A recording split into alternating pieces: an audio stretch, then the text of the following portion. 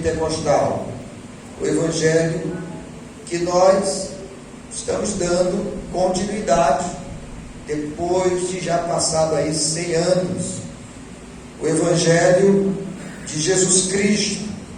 E ele pregava na simplicidade e também na convicção de que este evangelho que ele pregava era o evangelho de Jesus Cristo, dizendo com plena convicção que Jesus salva, Jesus cura, Jesus batiza com o Espírito Santo e breve voltará. E nós enxergamos em nossa história, nós enxergamos esse trabalho, e nós que fazemos parte da geração centenária, temos a responsabilidade de dar continuidade a esse trabalho, que foi, pela graça e providência de Deus, iniciado há 100 anos atrás. Eu digo que a igreja em São Luís é um sinal histórico do reino de Deus aqui na terra. Jesus Cristo está sendo glorificado nesta igreja. Muitas vidas já foram salvas, estão sendo salvas e continuarão sendo salvas pelo poder desse evangelho. E nós temos uma grande responsabilidade: continuar a pregação, continuar o modelo, continuar da mesma natureza que recebemos, o evangelho de Jesus Cristo, o evangelho que cura, que batiza no Espírito Santo, que ministra no coração dos pecadores a regeneração mediante o Espírito Santo. Esse evangelho nós temos o grande privilégio, a grande responsabilidade de dar continuidade. E a proposta da festa diz justamente isso: a igreja centenária firme no verdadeiro, no verdadeiro evangelho. Pastor, é possível ter um falso evangelho? Sim, é possível ter falso evangelho. Nos dias do apóstolo Paulo, ele já enfrentava essa realidade. Ele pregou o evangelho na região da Galácia, o evangelho de Cristo, Jesus, que veio, que nasceu, que ensinou, que morreu, que ressuscitou, e que no nome dele as pessoas recebiam a salvação bendita pela fé. Aqueles irmãos receberam esse evangelho que Paulo pregou, o evangelho verdadeiro, e o tempo passou e eles já estavam lançando mão de outro evangelho, que não era o evangelho que o apóstolo Paulo pregou. E o apóstolo Paulo vai dar ênfase, vai sublinhar de que mesmo que vier um anjo pregar um outro evangelho, para se considerar anátema. Não é que existe o outro evangelho, só existe um verdadeiro evangelho. E este evangelho é o evangelho de Jesus Cristo de Nazaré. Contudo, há muitas formas, inclusive enganosas, de coisas que parecem com o evangelho, mas que não é o evangelho. E a igreja de Jesus Cristo tem que estar atenta, tem que estar no verdadeiro evangelho, porque este verdadeiro evangelho foi que libertou a tua vida, a minha vida, as nossas vidas. E hoje comemoramos mais um aniversário por conta do poder do evangelho que alcançou a tua vida e alcançou a minha vida. Veja o texto aqui comigo, o texto que lemos, mostra muito bem a realidade e a necessidade da gente seguir o Evangelho de Cristo. Como é caracterizado uma igreja que está firmada no verdadeiro Evangelho? Observe que o capítulo 3 da segunda carta de Paulo a Timóteo mostra uma realidade, mostra um cenário que o próprio apóstolo Paulo vai chamar de últimos dias. A partir do verso 1, o apóstolo Paulo vai dizer que nos últimos dias, esses últimos dias, conforme a linguagem paulina, refere-se, entre outros, a todo o período entre a primeira e a segunda vinda de Cristo. Esses últimos dias já se refere aos dias do apóstolo Paulo. Esses últimos dias já se refere aos nossos dias atuais, que engloba o período da primeira vinda de Jesus e que vai se estender até a sua segunda vinda, a sua parousia, a sua volta, conforme verificamos. Esses últimos dias que o apóstolo Paulo se refere, já se apresenta um diagnóstico dos dias de Paulo. E dos dias de Paulo até os nossos dias atuais, nós estamos vivendo os últimos dias, que compreende esse extenso período.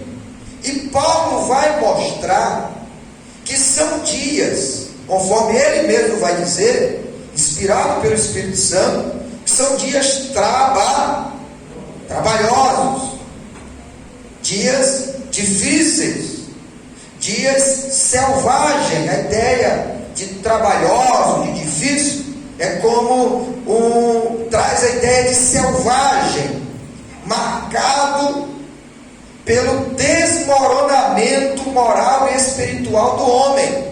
Observe o diagnóstico de Paulo. A gente vê isto, a gente vê o diagnóstico que Paulo traz quando ele apresenta um catálogo sombrio da decadência da sociedade já nos seus dias.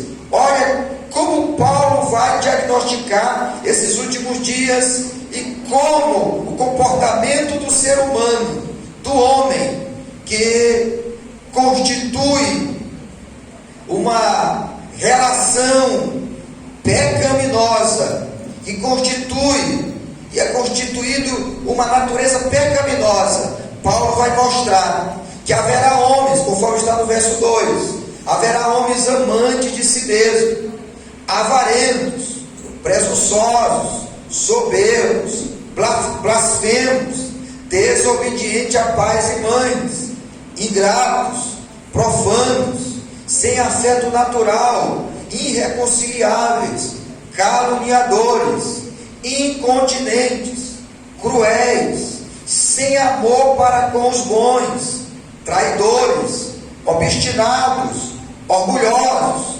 mais amigos dos deleites, dos prazeres, do que amigos de Deus, tendo aparência de piedade, mas negando a eficácia dela. Destes, afasta-te. Paulo vai dizer isso para Timóteo. Olha o cenário que Paulo traz do contexto de Timóteo. Olha o ambiente. Olha como Timóteo está cercado. Observe que Timóteo está cercado pelo declínio moral e espiritual dos homens. Homens maus e enganadores, conforme verificamos no verso 13 do capítulo 3. Mas os homens maus e enganadores irão de mal para pior, enganando e sendo enganados. Esta é a característica dos últimos dias, dos homens, da humanidade, que está afetada pelo pecado. Homens maus e enganadores. Diante desse contexto, diante deste cenário, diante desta realidade verificável pelo apóstolo Paulo, Paulo exorta Timóteo de forma solene a afastar-se destes, a não andar com estes, a não comungar com estes, a estar distante do relacionamento com estes. Contudo, que pregue o evangelho a estes, mas que não caminhe e não faça as mesmas coisas que estes fazem. Paulo vai seguir trazendo esse retrato dos últimos dias. Esse retrato dos últimos dias não está reservado ou restrito apenas aos dias de Paulo. Esse retrato diz respeito também aos nossos dias.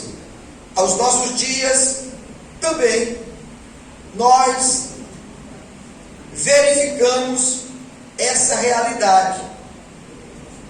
De tal forma, queridos irmãos, que Paulo nos dá algumas orientações, nos dá algumas exortações a partir de Timóteo, como Timóteo deveria lidar com essas particularidades, essa realidade característica dos últimos dias. Contudo, Timóteo é chamado a ser diferente. Ele deveria seguir o exemplo fiel do apóstolo Paulo.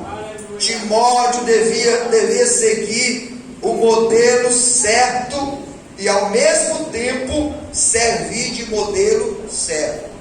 Ora, irmãos, Timóteo estava cercado por esta imagem, por esta característica dos últimos dias. O que Timóteo deveria fazer?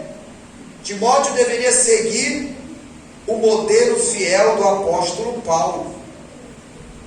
Timóteo deveria seguir o modelo certo, porque na sua maioria, quando Paulo, no verso 10 diz, tu porém,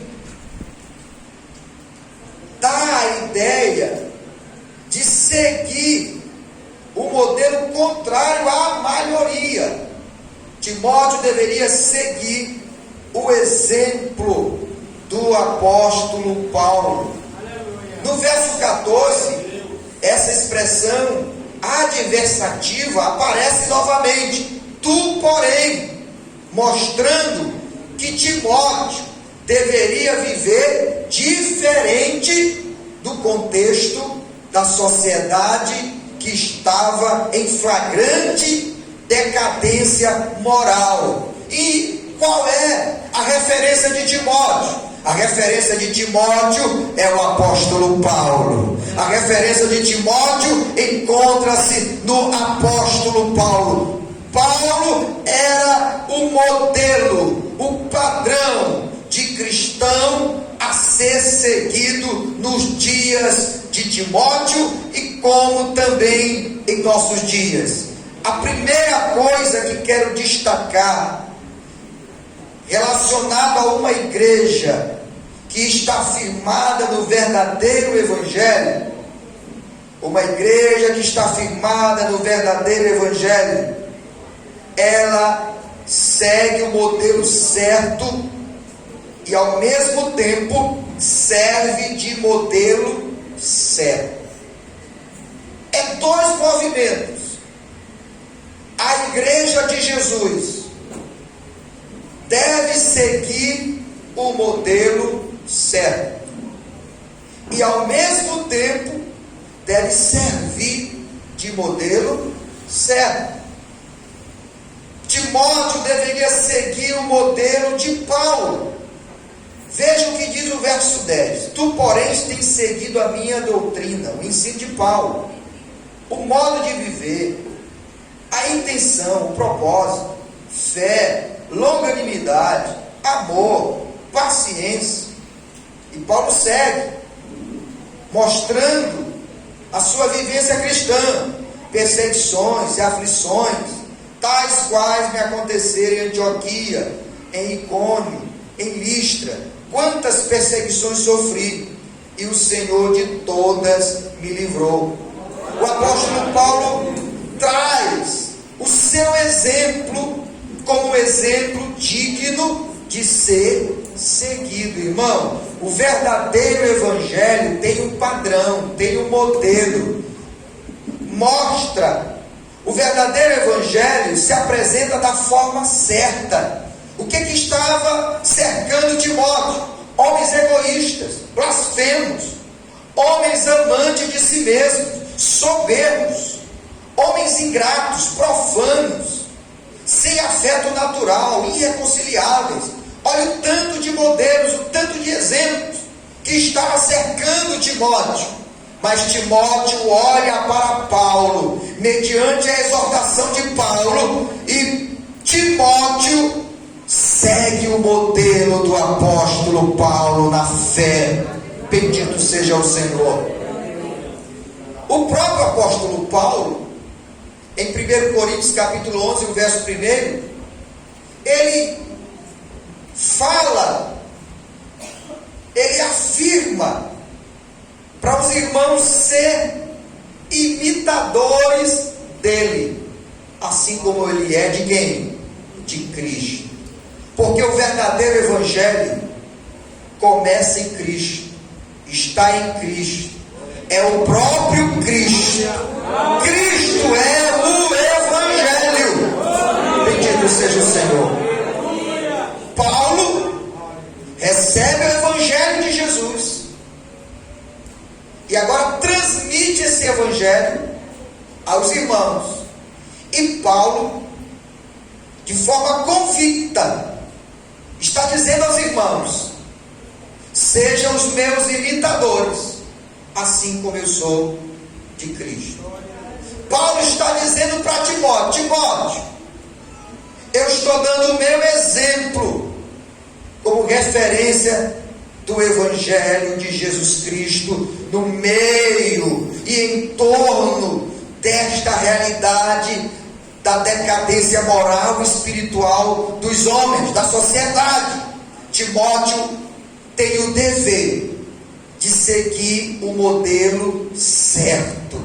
E o modelo certo é aquele onde Cristo é glorificado, onde Cristo é exaltado, onde Cristo é o Evangelho. É interessante que, além de Timóteo ter o dever de seguir o modelo certo, ele deveria ser o modelo certo. Ele deveria dar continuidade ao mesmo modelo que ele recebeu. Não poderia ter mudança nesse modelo. Ele deveria passar o mesmo modelo. Irmãos, já se passaram 100 anos. E a gente tem que continuar no mesmo modelo. O modelo do Evangelho de Jesus Cristo. Não é para a gente alterar nada. Não é para a gente acrescentar nada. Porque o Evangelho de Jesus Cristo é suficiente. O Evangelho de Jesus Cristo é suficiente para manter uma igreja saudável e na verdade de Deus. Olha o que Paulo vai dizer a Timóteo. Paulo vai dizer a Timóteo, aqui no capítulo 2, e o verso 2: e os que de mim, e o que de mim, entre muitas testemunhas, ouviste, confia a homens fiéis, que sejam idôneos para também ensinarem outros. Timóteo deveria receber o Evangelho, seguir o exemplo de Paulo e passar esse mesmo Evangelho para os demais irmãos e demais líderes. Observe que no capítulo 4 e o verso 12 da sua primeira epístola a Timóteo, Paulo novamente exorta Timóteo e diz: ninguém despreze a tua mocidade, mas ser o exemplo dos fiéis. Em quê? Na palavra, no trato, no amor, na fé, na pureza. Paulo não apenas mostra o exemplo a ser seguido, mas o próprio apóstolo Paulo exorta Timóteo a servir de exemplo a ser seguido. Nesse primeiro ponto, queridos irmãos, uma igreja que está firmada no verdadeiro evangelho, ela não abre mão do evangelho, ela não adultera o evangelho, ela não sonega o evangelho, ela não mistura nada com o evangelho. O evangelho deve continuar como evangelho, o evangelho de Jesus Cristo, o evangelho que Paulo transmitiu a Timóteo, que Timóteo deveria transmitir à igreja, e que pela história e pelos séculos chegou até nós. Este evangelho que o apóstolo Paulo pregou é o mesmo evangelho que esta igreja centenária está pregando, está vivendo, e deve servir de modelo para a próxima geração. É interessante que há uma igreja na região da Macedônia, na região grega, que ela recebeu o modelo certo, conforme a gente vê na primeira carta de Paulo aos Tessalonicenses, capítulo 1, do verso 6 e ao verso 7. E vós fostes feitos nossos imitadores e do Senhor. Ou seja, aquela igreja que nasceu em Tessalônica, ela imitava quem?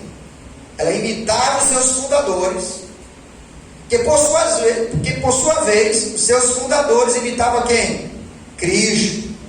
E logo, esta igreja imitava não apenas os fundadores, mas o próprio Senhor.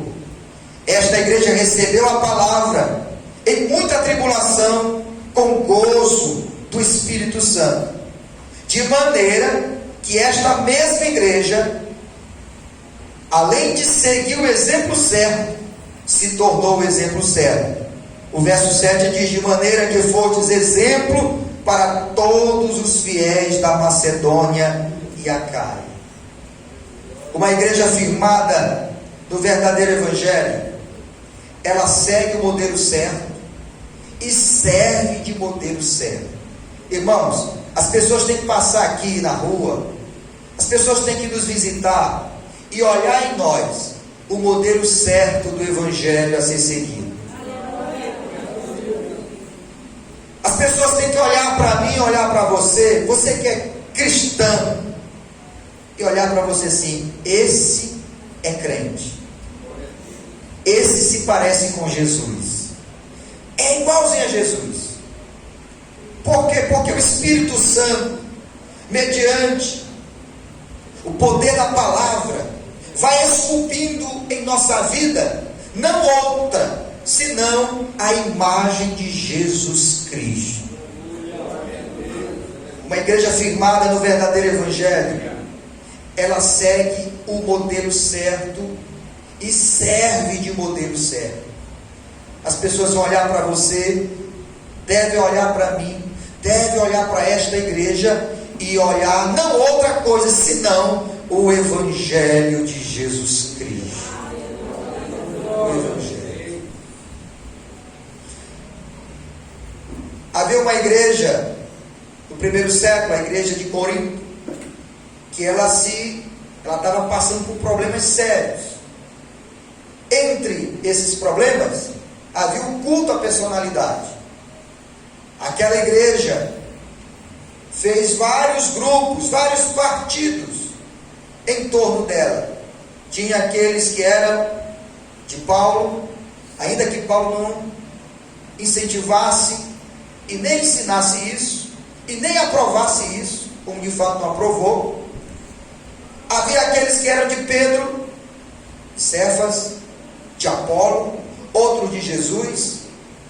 O mundo estava influenciando aquela igreja. Aquela igreja estava muito parecida com a forma que o mundo vivia. Ela vivia em torno de personalidades. Ela vivia em torno de pessoas. E isto estava produzindo problemas, estava produzindo dores, estava produzindo um desserviço para o Evangelho. Porque a igreja deveria influenciar o mundo, mas o mundo estava influenciando a igreja. Paulo vem e quebra as pernas no culto à personalidade e vai trazer a correção daquele problema, e vai dizer que aqueles cuja igreja estava em torno de várias personalidades eram apenas servos de Jesus Cristo. Eles estavam ali para transmitir o Evangelho, não para assumir o lugar de Jesus, e nem tampouco criar um tipo de evangelho onde o antropocentrismo fosse a máxima. Não, a máxima do verdadeiro evangelho é o Cristo. É Cristo tendo a centralidade na vida da igreja. A igreja deveria se reunir de forma cristocêntrica, Cristo no centro e da vida da igreja. Queridos irmãos, nós precisamos seguir o modelo certo e servir de modelo certo. Nós estamos vivendo um tempo onde há evangelhos para todo gosto, para todo tipo. Há uma conveniência, há uma sofisticação de tipos de evangelhos que não representa o verdadeiro evangelho. E nós precisamos estar atentos, advertidos, ligados, para que a gente não troque o modelo certo pelo modelo errado. Porque se a gente seguir o modelo errado, nós vamos servir de modelo errado. Vamos fazer como Timóteo fez, como Paulo fez. Vamos seguir o modelo certo e servir de modelo certo. Bendito seja o Senhor. É interessante que hoje muitas pessoas estão perdendo a essência do Evangelho. A essência do Evangelho é Jesus Cristo. Você observa, por exemplo, nas redes sociais, todo tipo de movimento e diversos tipos de movimento que se diz Evangelho, mas não é Evangelho. E tudo que está em nossa volta precisa ser julgado mediante o conhecimento da palavra de Deus, o discernimento que vem da palavra de Deus. É por isso que agora Paulo vai exortar Timóteo a ser regido pelas Escrituras. Timóteo agora deveria estar firmado nas Escrituras, porque tudo que foge às Escrituras, tudo que não condiz com as Escrituras, tudo que está contrário às Escrituras, deve ser rejeitado. Aquilo que não representa o Evangelho nas Escrituras, nós precisamos rejeitar. porque nós só iremos de fato seguir o evangelho que está nas Escrituras. Bendito seja o Senhor. Nós vivemos um período do mercado da fé, irmão. As pessoas estão vendendo um sabonete por aí por R$100. Tem sabonete por aí a R$100. Que você tomar um banho com esse sabonete, todo o mal é expelido do seu corpo. R$100. Já tem por aí 120, está vendo? R$120. Cuidado com esse tipo de sabonete. Tem feijão de R$1.000. Meu Jesus, tem feijão. Olha aí, irmão. Esse evangelho mercadológico está de acordo com a palavra ou em desacordo com a palavra? Em desacordo. É por isso, queridos, que o verdadeiro evangelho, ele está firmado na palavra. A palavra de Deus. Se alguém chegar por aí com vocês, olha, meu irmão, eu estou vendendo uma vassoura ungida. Meu irmão, você passa essa vassoura em casa, tira todo o mal. Tira o mal da cozinha, tira o mal do banheiro, tira o mal do quintal. É só R$500 essa vassoura ungida. Nós, irmãos, que recebemos o modelo certo, nós somos exortados a servir de modelo certo.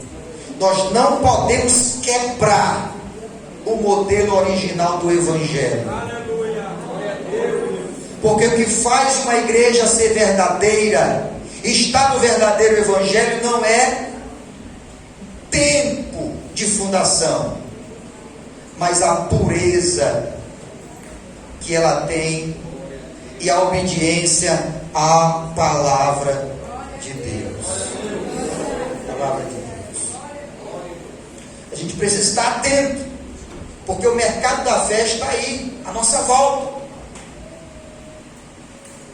O camarada foi orar por uma pessoa e na oração dele ele fez uma exploração de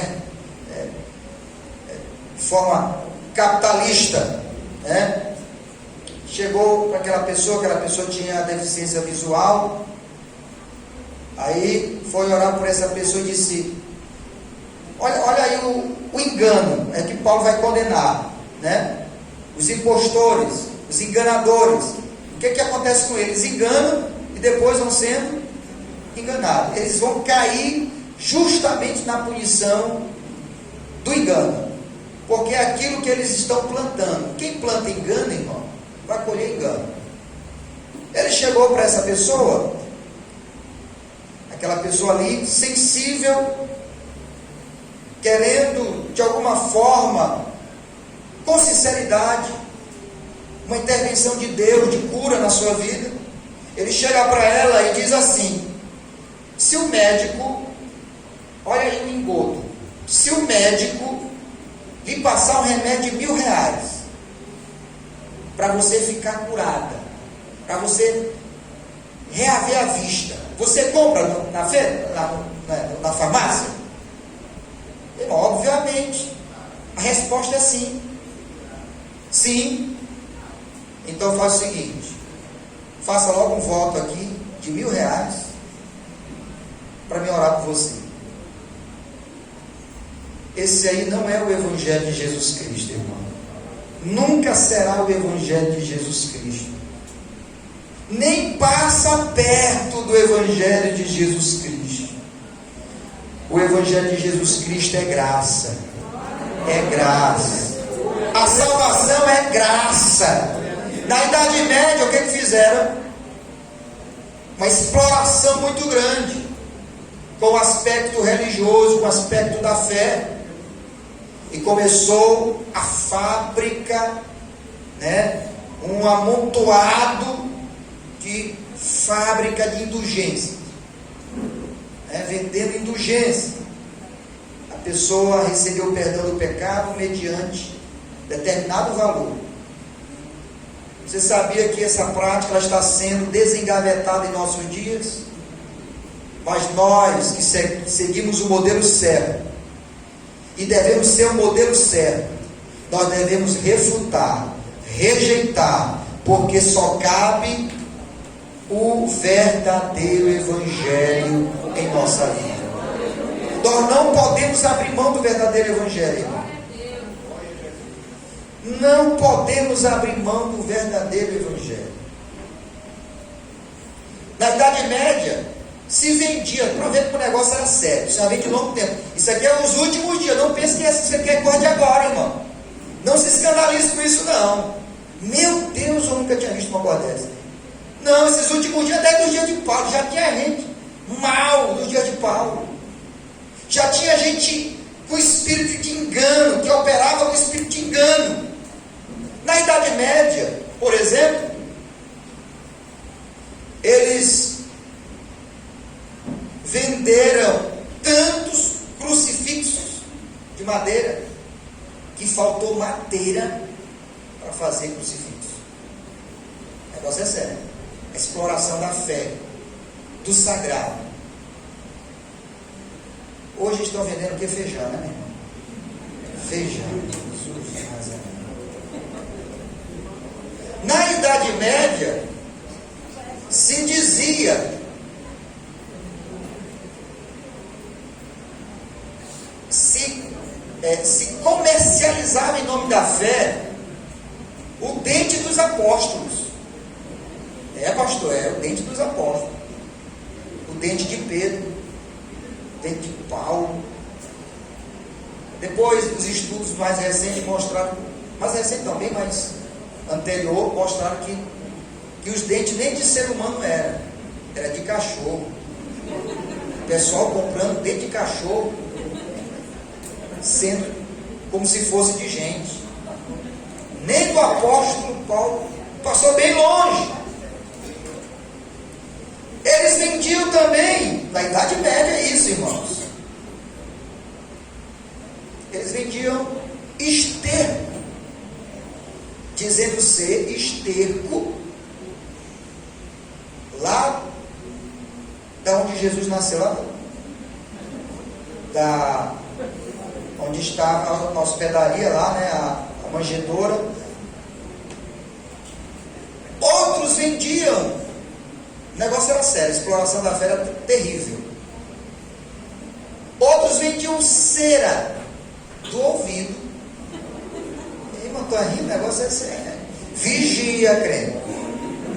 Vigia, porque os enganadores continuam por aí.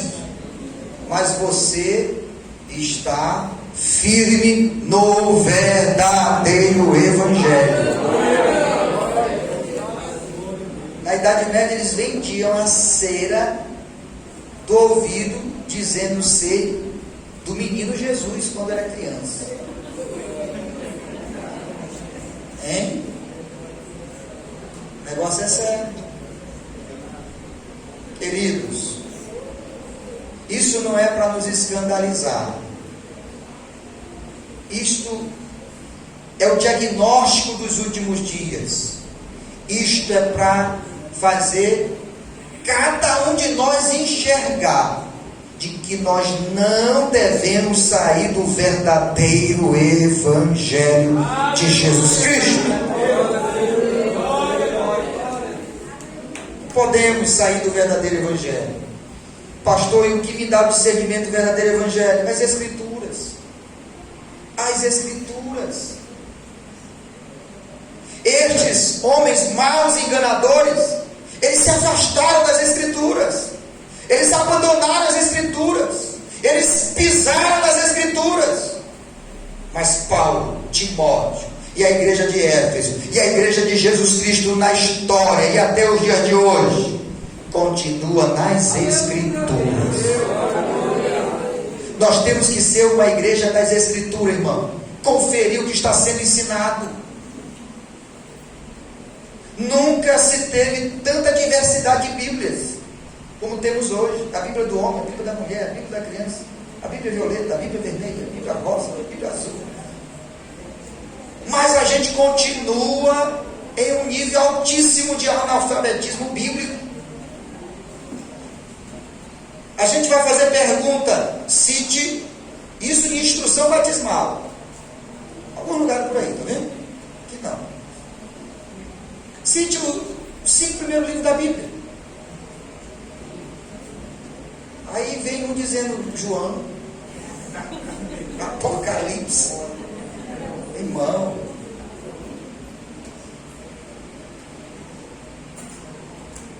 Nós precisamos estar firmados nas Escrituras.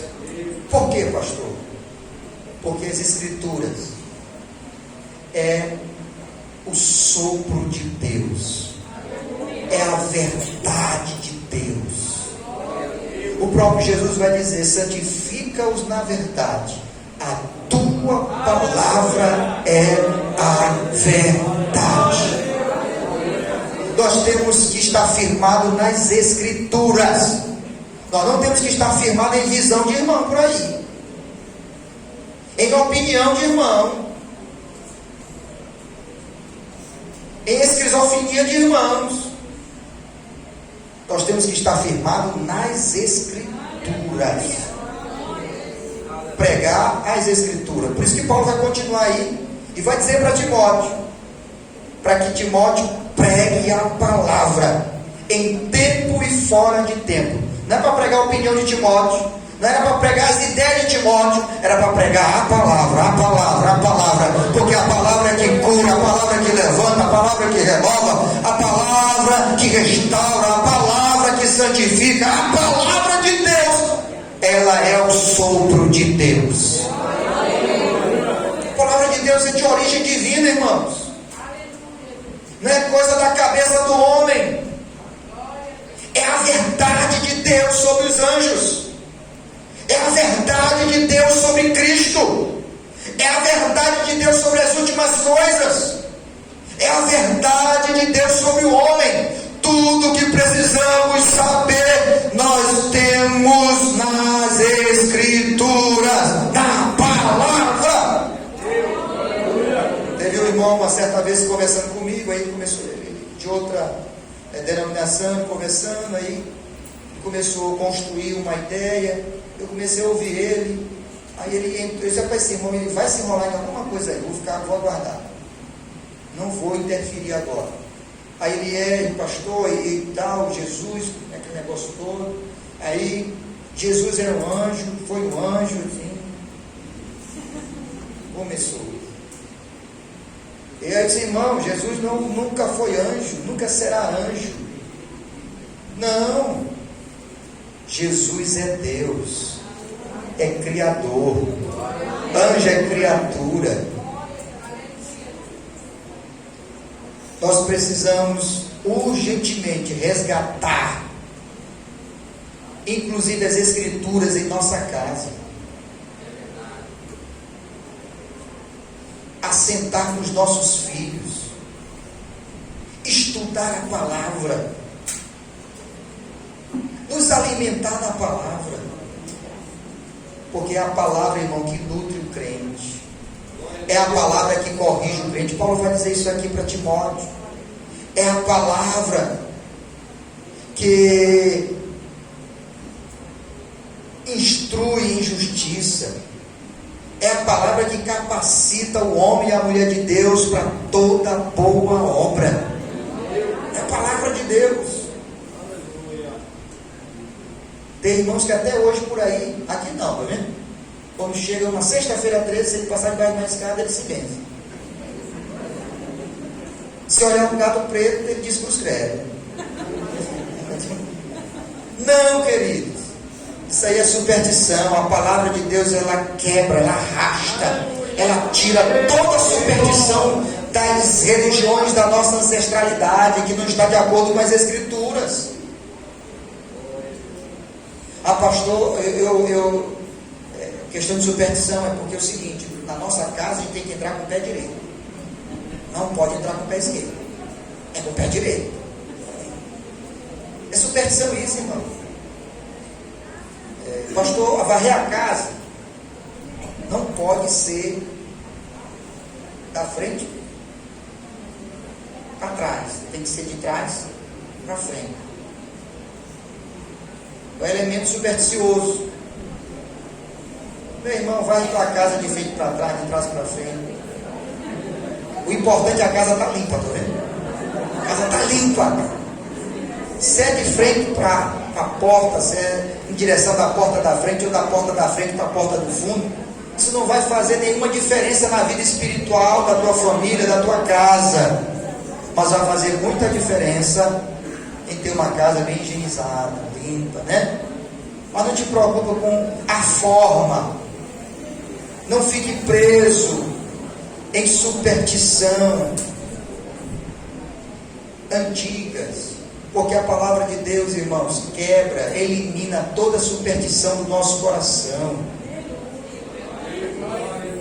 Timóteo deveria ser regido pelas Escrituras.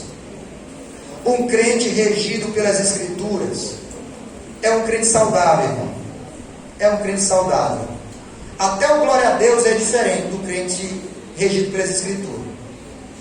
Olha o crente que não é regido pelas Escrituras quando ele dá o glória a Deus. O pastor Tiago Rosas, ele dá um comentário sobre isso. E os pregadores, os irmãos vão dar um glória, ele dá um glória para o inferno sacudir. Para o inferno sacudir. Dá um glória na cara do cão. Irmão, a função do glória é para quem? Tem gente desperdiçando glória com cão. Irmão, glória é para Deus. Glória é para Deus. Tem gente que tem um magnetismo pelo inimigo. Ele olha o cão com tudo, né? O arroz queimou com o cão.